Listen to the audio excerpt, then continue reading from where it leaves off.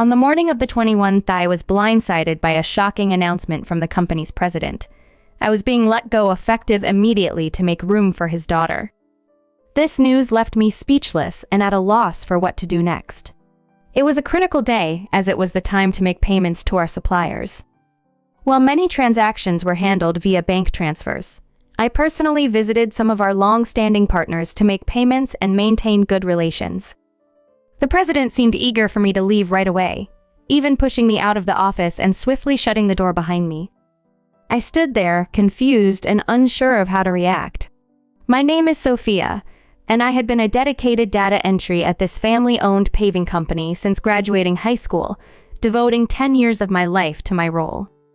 The company, with about 21 employees, had always had a positive work environment under the leadership of the then president. It was a friendly place where even the retired Thomas and his wife, Victoria, who managed various office tasks, would actively engage with the staff, creating a warm and inclusive atmosphere. Lily, the Thomas's daughter, was skilled in both field and office tasks, and her husband, the account manager, was well respected by everyone. This family-led team never allowed their status to overshadow their respect for the employees, and the work culture was genuinely supportive and pleasant. However, the ideal continued operation of the company was disrupted when the Thomas was diagnosed with cancer at the end of last year during a routine medical checkup. He decided to step down, appointing Lily's husband as his successor. Everyone, including myself, supported this decision, wishing for the Thomas's recovery and a long life. Yet, reality struck a harsh blow when Luke, the Thomas's eldest son, whom I barely knew, suddenly appeared and altered everything. Luke received the news in the presence of his family that the Thomas, his father, had disowned him nearly 3 decades ago, an astonishing revelation that he was completely unaware of. According to some long-standing employees, Luke had been a troublesome youth, frequently clashing with the law. Each time he stirred up trouble, it was the Thomas and his wife, Victoria, who would step in to smooth things over. After he dropped out of high school, Luke delved into questionable businesses, including multi-level marketing and other dubious schemes, which eventually led to his disownment. Despite years of estrangement, Luke made a dramatic return, imploring his father for forgiveness and a chance to start anew, right in the midst of the small company office that doubled as both the president's office and clerical space. His plea was witnessed by everyone present as he expressed his desire to leave the past behind and contribute to the family business. Although Luke's intentions sounded sincere, his past actions made it hard for Lily and the seasoned employees to fully embrace his return. Nevertheless, when the Thomas advocated on his behalf, no one could deny the request. Subsequently, Luke and his family moved into the Thomas's guest house. Luke took up a role in the company, while his wife managed the household duties and their daughter, a college student, occasionally visited the workplace. The Thomas was optimistic, suggesting that Luke's hardships had reformed him, and Victoria was visibly moved by her son's return. They were hopeful about rebuilding the business together. However, tension soon emerged as Luke claimed he should be the next president because he was the eldest son. His relationship with Lily and the account manager grew tense. Despite appearing diligent in the Thomas's presence, he was largely unproductive and even made inappropriate remarks, undermining his colleagues under the guise of authority. Luke's dismissive attitude, instructing his coworkers to work in silence like worker ants, rapidly alienated him within the company. The discontent grew as younger employees, unable to endure the toxic environment, directly appealed to the Thomas for intervention. Despite this, both the Thomas and his wife Victoria only offered mild reprimands to Luke, asking the staff to be patient and view the situation with a broader perspective. Complicating matters, the Thomas's health declined sharply due to stress or other factors, culminating in his hospitalization 2 months prior. Amidst this turmoil, Luke seized control, declaring himself the president. This decision was against the advice of employees who favored the originally planned candidate, the account manager and son-in-law. Many murmured that the decision was a misguided show of parental affection, or worse, a sign of senility. This shift profoundly altered the once vibrant and cohesive atmosphere of the company, leaving it tense and uncomfortable. As tensions escalated, Lily and the account manager began orchestrating changes behind the scenes, leading to a shift in my workload.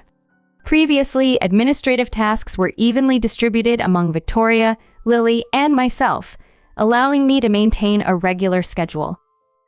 Now, burdened with these responsibilities alone, I found myself regularly working overtime, with days stretching into nights. Meanwhile, Luke seemed to trivialize my efforts, treating administrative duties as trivial while he indulged in leisure activities like visiting hostess bars by day and gambling or horse racing by night. Our relationship deteriorated further over financial discrepancies. Luke had been using the company's credit card for personal indulgences, which I had reluctantly overlooked until it reached an untenable level. The last straw came when he attempted to expense his wife's personal purchases, specifically corrective underwear, as a business expense. I confronted him, refusing the claim, which inevitably led to a heated confrontation. As expected, Luke reacted with fury when challenged, his face flushing with anger as he struggled to justify his actions. "Don't cross me. She is the president's wife. It's only natural for her to look her best. It's a legitimate expense," Luke asserted confidently, trying to justify the exorbitant $5,000 spent on his wife's corrective underwear as a business expense. I was at a loss for words, struggling to understand how he could possibly see this as reasonable. His next suggestion was even more baffling. "Let's just start selling corrective underwear as a new business line. Then it counts as a purchase, thus a business expense," he proposed with a self-satisfied grin. I stared back in disbelief. "But we're a paving company," I reminded him, utterly confused by his logic. Luke brushed off my concern with a wave of his hand. "So, we'll just tell our clients they must buy from us or lose their contracts. We'll make a killing selling these $3,000 a piece, or $5,000 for a set. It's an easy business," he chuckled, seemingly pleased with his ingenious plan. I was horrified. "That's absolutely unethical. It would completely destroy our company's credibility," I protested vehemently. My objection only earned me a spot on Luke's blacklist from that moment on, subject to his constant disdain and criticism. Life at the company became unbearable. Many times, I considered resigning, but my loyalty to the Thomas who had always supported me and my concern for the potential consequences on my colleagues and the company if I left kept me hanging on.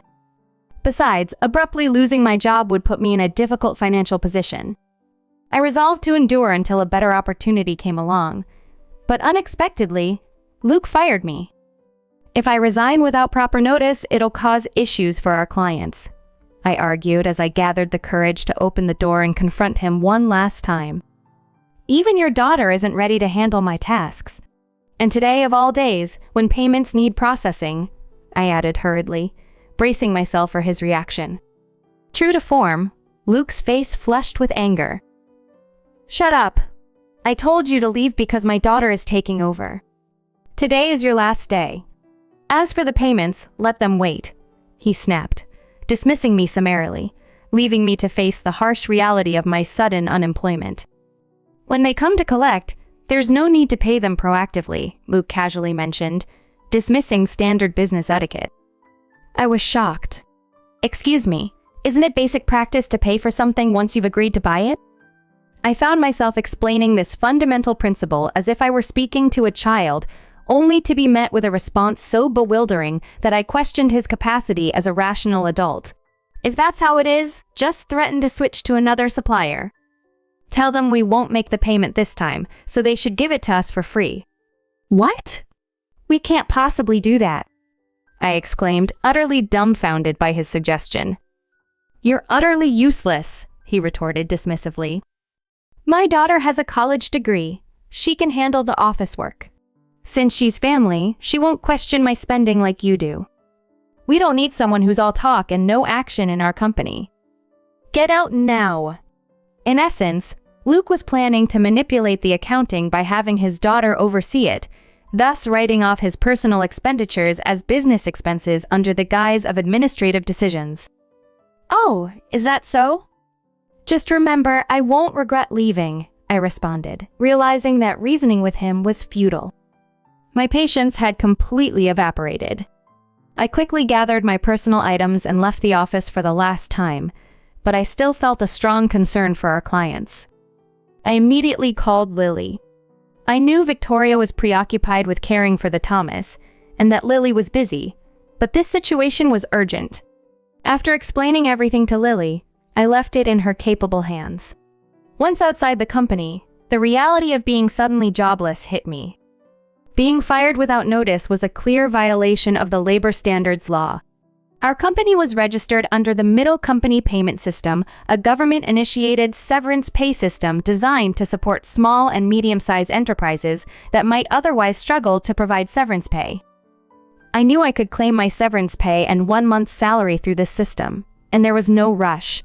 I had 3 years from the date of termination to apply. Additionally, the statute of limitations for reporting to the Labor Standards Office was 3 years. Due to my meticulous nature and experience in office management, I quickly began calculating what was necessary for moving forward. After resigning and concluding the necessary procedures for my retirement, I realized I could afford to relax for a bit. Recently, the demands of constant overtime and weekend work had left me little time to enjoy personal activities or even tend to things at home. I had a long list of places I wanted to visit once I had more free time. So, I decided to start with a simple day trip to the beach to unwind and rejuvenate. While soaking up the sun at the beach, I checked my smartphone that I had left in a locker and noticed several missed calls, emails, and voicemails. Among the emails was a reassuring message from Lily, indicating that the payment issues had been smoothly handled and everything was prepared. I felt a twinge of relief and guilt. Even though Luke had abruptly fired me, I still felt responsible for my former duties. Next, I played a voicemail from the company, which featured Luke's panicked voice. "Hey, what's going on? You're claiming I'm not the real president? Did you know this? Explain yourself properly." His tone conveyed confusion and frustration. I couldn't help but smirk at his evident disarray. I methodically went through my emails and voicemails, listening to each one. There was a voicemail from the Thomas too, which prompted me to visit him in the hospital that evening. When I arrived, not only was Victoria there, but Luke was there too, visibly agitated. As soon as the Thomas saw me, he greeted me from his hospital bed with an apologetic tone. "Sophia, I'm truly sorry for my foolish son's behavior." Meanwhile, Luke was still trying to assert his authority, blurting out, "Hey, what's going on? I'm not the official president? Explain yourself." The Thomas sternly silenced him. "You be quiet." He explained that right after he had spoken with Lily, she had immediately informed him and Victoria of the situation. Upon hearing this, the Thomas had urgently called Luke to confront him. Facing a flustered Luke, who was shouting without fully understanding the gravity of the situation, I calmly laid out the truth. "Luke, you never legally held any real power. You were president in name only.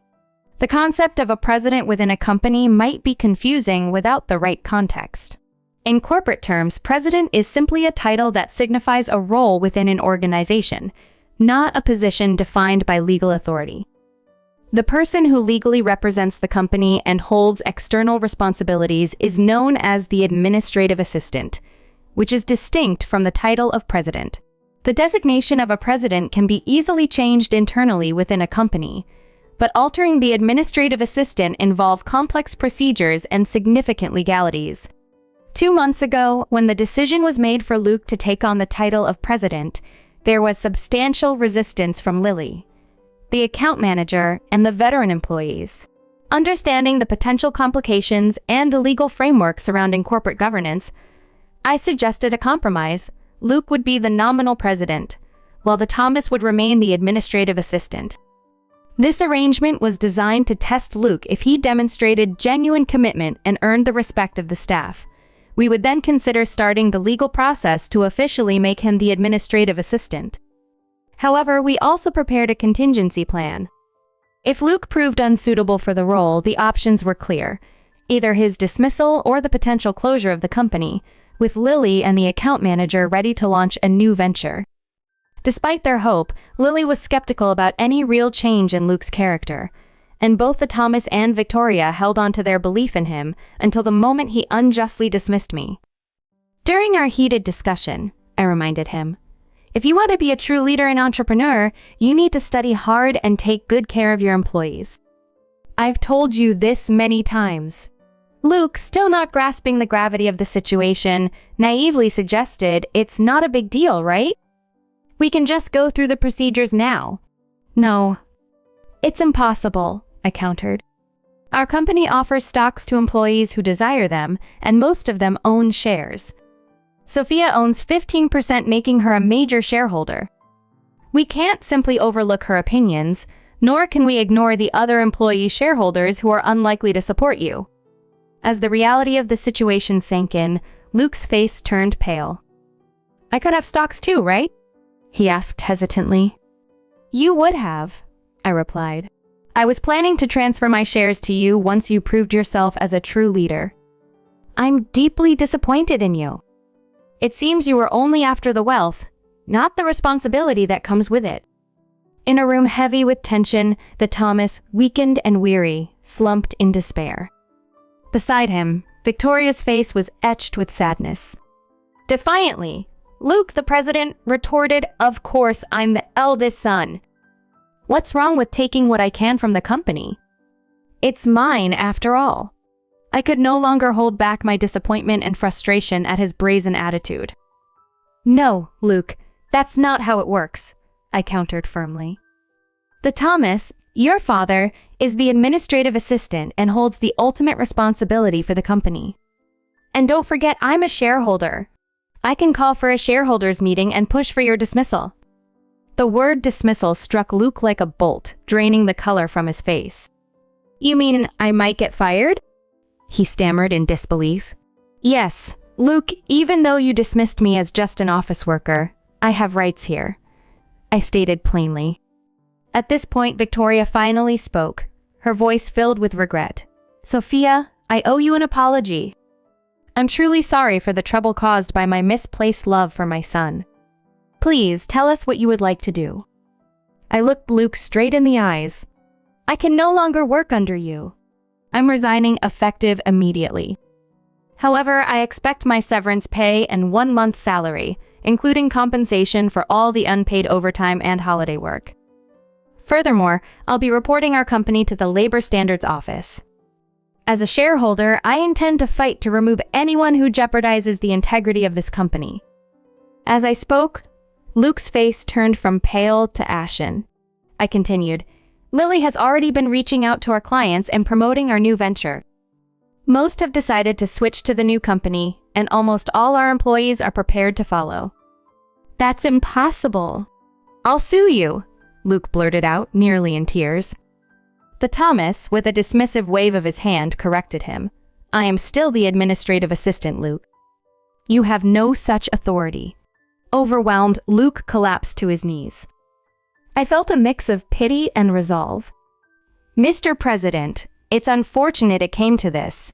If only you had changed your attitude upon your return, none of this would have been necessary. There were plenty of opportunities for you to learn and adapt. In time, the Thomas made the difficult decision to close down the company. Luke found himself unemployed, and his attempts with his wife to sell corrective underwear failed, leading to their arrest for fraudulent activities. Lily, during a brief return home, discovered several boxes of unsold stock left behind. As for me, I joined Lily and the account manager at their new company. Every day at work is fulfilling, and I cherish the positive relationships I've built. Living and working with sincerity and integrity is my ongoing commitment, a stark contrast to the tumultuous environment we left behind.